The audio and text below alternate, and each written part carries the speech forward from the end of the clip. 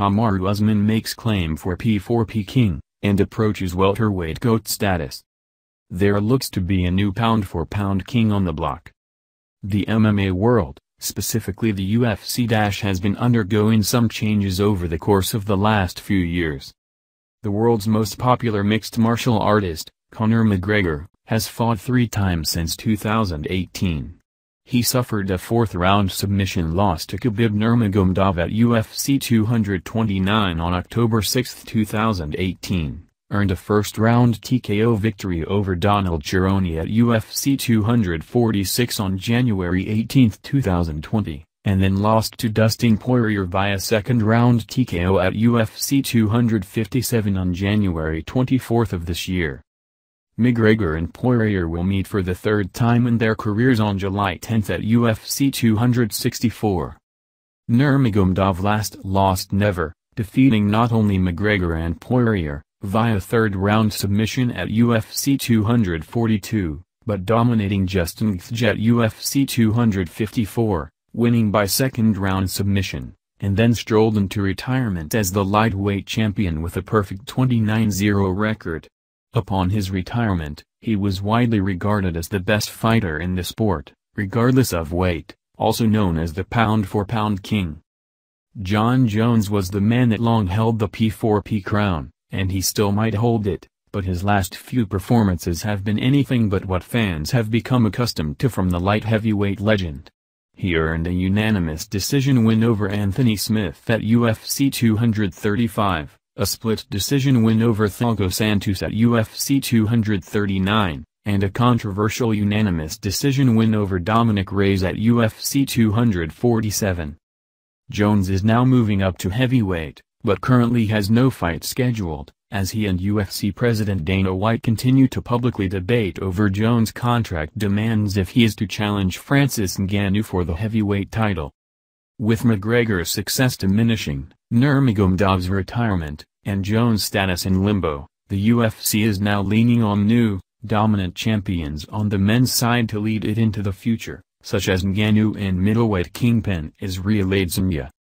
But any follower of MMA would be hard-pressed to argue that Kamaru Usman isn't lapping the competition after Saturday night's UFC 261.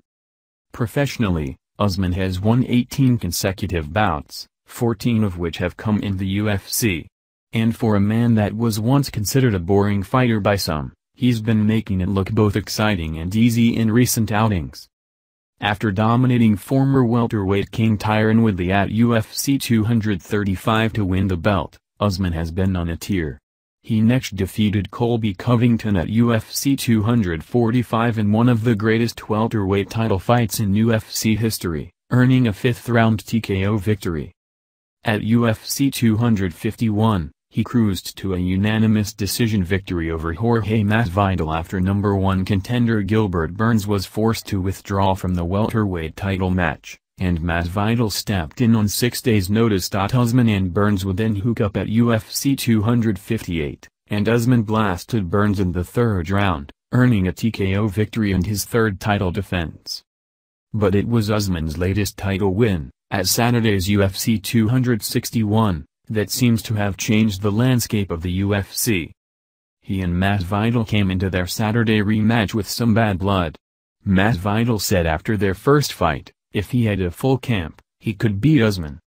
Usman didn't like that, and it showed. The welterweight king cracked Masvidal with a vicious right hand in the 2nd round, and seconds later, handed the rugged Masvidal the first KO loss of his career. And that's when the men's P4P chatter got louder.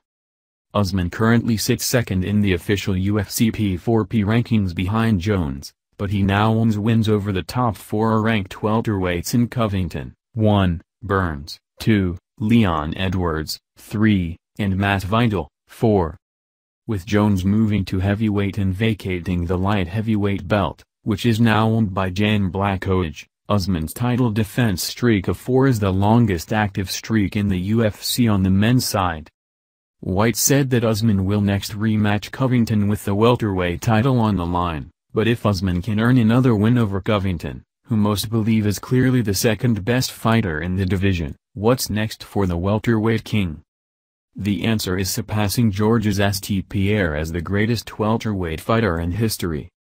When St. Pierre took the welterweight belt from Masera at UFC 83 on April 19, 2008, he went on to defend it 9 times, retiring as the champion after a controversial split decision win over Johnny Hendricks at UFC 167 on November 16, 2013. St. Pierre's welterweight dominance has become the stuff of legend.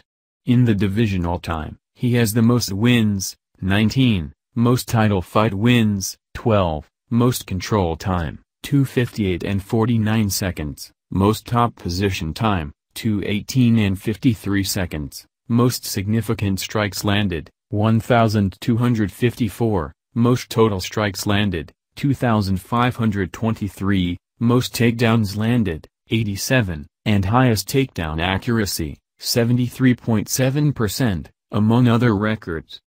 However, while the numbers might suggest that catching GSP is an unachievable task, it's important to note that GSP fought 21 times at welterweight in the UFC, compared to 14 for Usman as of Sunday. GSP holds the record for total fight time, 5:28 and 12 seconds, and also for decision wins, 12, and 8 of his 21 welterweight fights went 5 full rounds. St. Pierre also has 7 finishes in those 21 bouts. Now, Usman is prone to long fights as well. In his 14 UFC bouts, 9 have gone the distance. But, 3 of his last 4 fights have ended in a KO or TKO. And given the tempo of the first Covington fight, if the two men indeed square off again, a finish could well be in the cards. The ghost of GSP is attainable if Usman continues on his current streak, but it will take time, considering GSP's greatest strength might have been his longevity. But what's firmly in Usman's sights is the top spot on the P4P list. And with performances like Saturday night's, it might be hard to deny him that P4P glory much longer.